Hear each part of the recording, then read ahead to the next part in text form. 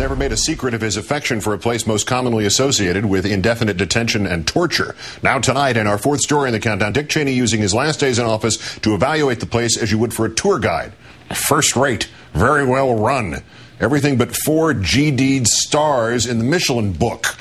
Barely a day after the incoming Obama administration made clear its plans to start closing Guantanamo Bay upon ascending to the presidency, the outgoing vice president criticized the move, telling Bill Bennett that it's a, quote, bad decision, but that Gitmo is good.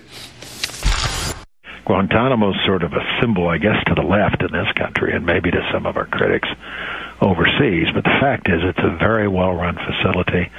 The Red Cross is down there all the time checking on it. Reporters are free to go down, members of Congress and so forth, to look at it and see what kind of facility it is. And the fact is it's first rate.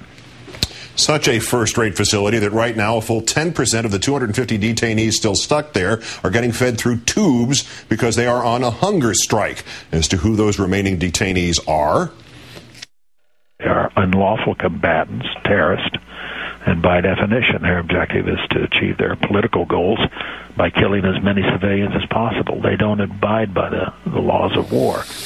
Glad you're able to convict them. Joining me now, the Washington editor of The Nation, Chris Hayes. Chris, good evening. Hey, Keith. I have to say, I think Mr. Cheney's actually stopped trying. He's handing us material like they don't abide by the laws of war, when, of course, he isn't abiding by the actual laws of war, the ones we like to call the Geneva Conventions. Didn't he, in essence, say that he and Mr. Bush should be joining those war lawbreakers in Gitmo? Well, that's what's so vicious about the entire logic that has guided this from the beginning. It's that if there are people who act unlawfully, the law no longer applies, which is on its face absurd, right? I mean, the whole point of the law is to create a framework to deal with people that violate it. And you don't say, well, because they're murderers, we're going to kick down people's doors and shoot them, right? So this really kind of makes manifest what's been so absurd and outrageous from the very beginning, and so tangled and perverse about the way that they conceive of lawfulness and the war on terror. The mixed message part of this, even President Bush said he would like to close Gitmo. He would like to do it. Obviously, he doesn't have any time left to do it. Why is that decision good for him, but it would be a bad one for Obama from the Cheney frame of reference? Well, I think that from all the reporting that's emerged about the administration, I mean, Cheney is the most extreme in the positions he takes on these issues. And strangely, bizarrely, Dick Cheney, I think, views Guantanamo as one of his legacy items and wants to see it preserved. The crux of the Cheney argument that because Gitmo is a fine facility, the Red Cross visits, it's open to reporters, it should stay open.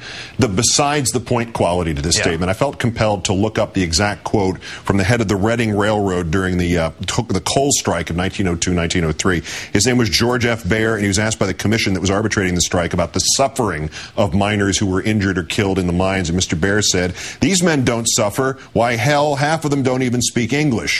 George F. Baer meet Dick Cheney. We have the cleanest, nicest torture facility in American history. Why should we close it?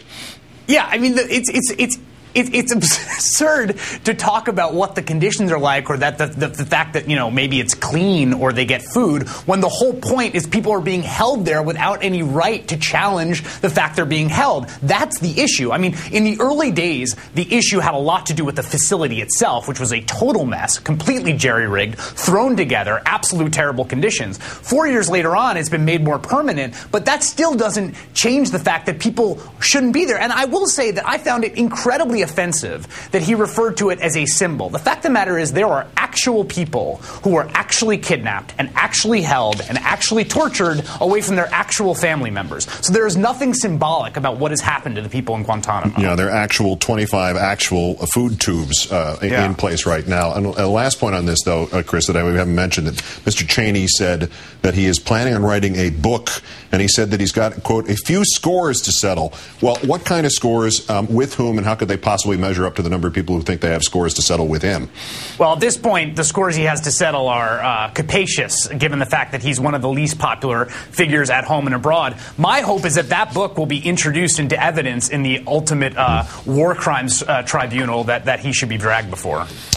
From your mouth to the Hague's ears, Chris Hayes of The Nation. Great thanks, Chris. Thank you, Pete.